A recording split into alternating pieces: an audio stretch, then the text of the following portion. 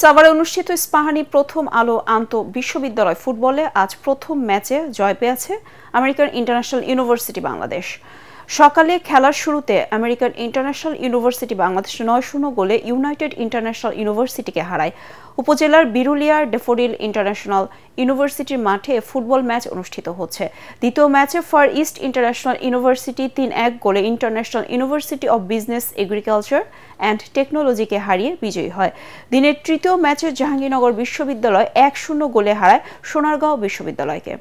খেলা শেষে man of the ম্যাচদের হাতে পুরস্কার তুলে দেন জাতীয় ফুটবল দলের সাবেক গোলরক্ষক বিপ্লব ভট্টাচার্য।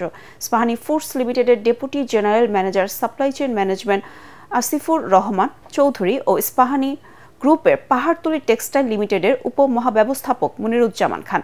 প্রতিযোগিতার মিডিয়া পার্টনার এটিএন বাংলা।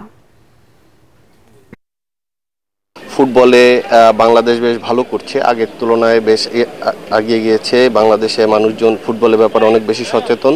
তো এরই ধারাবাহিকতা ইস্পাহানি চিন্তা করেছে প্রথম আলোর সাথে যে আমরা যদি একটা এমন টুর্নামেন্ট করতে পারি যাতে আমাদের ইউথ ইন্সপায়ার্ড হয়, তারা পার্টিসিপেট করতে পারে এবং এর মাধ্যমে আমাদের পাইপলাইনে বেশ কিছু ভালো প্লেয়ার আমরা যদি দিতে পারি সেটা আমাদের সার্থকতা হবে। তো আমরা এই টুর্নামেন্টের মাধ্যমে বিশ্ববিদ্যালয়গুলোতে যখন ফুটবল ছড়িয়ে দিব, খেলোয়াড় আমরা অনেক ভালো পাবো এবং ভবিষ্যতে এই টুর্নামেন্ট থেকে আমরা ভালো মানের খেলোয়াড় বের করে যদি ওদেরকে নার্সিং করি তাহলে ওদের ভবিষ্যতে এটা আমাদের ইয়ুথ এবং জাতীয় দলের জন্য অনেক শক্তিশালী আমরা কিছু প্লেয়ার খুঁজে পাবো।